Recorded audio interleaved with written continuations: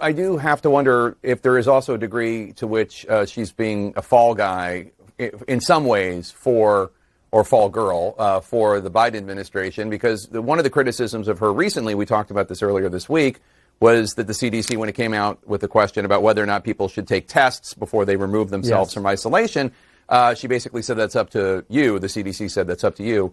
But one of the problems is there aren't enough tests. That's not Dr. Walensky's fault. That's the Biden administration's fault. So some of this, I wonder how much of this is blaming her for failures administration-wide. Yeah, no, I wonder about some of the machinations that are going on behind the scenes. We know that Dr. Walensky is an advocate of these rapid antigen tests. She wrote papers about this before she became the CDC director, touting their utility in terms of doing exactly what we're asking them to do now, determine if someone is still contagious. She wrote scientific papers about this. So then to come out and say, look, maybe they're useful, they can be optional.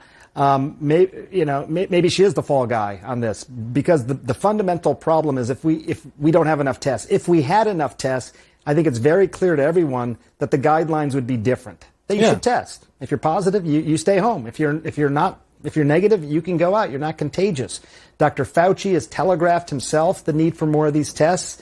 And so you also see some fracture lines between the CDC and Dr. Fauci over this issue as well. It's been a problem the entire pandemic, Jake. And it baffles me still at this point. I mean, we got vaccines. We've done all these things.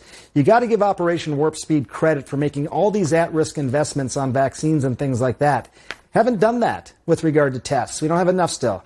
Even masks. I mean, I got masks here, but a lot of people still don't have access to N95 and KN95 masks.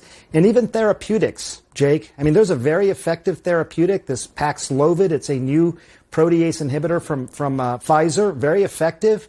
It's pretty clear that we don't have enough of that. 250,000 or so treatments. We may need a lot more. If we had made at-risk investments in something like that 6 months ago, we wouldn't be in a position where we may have to ration some of these important items.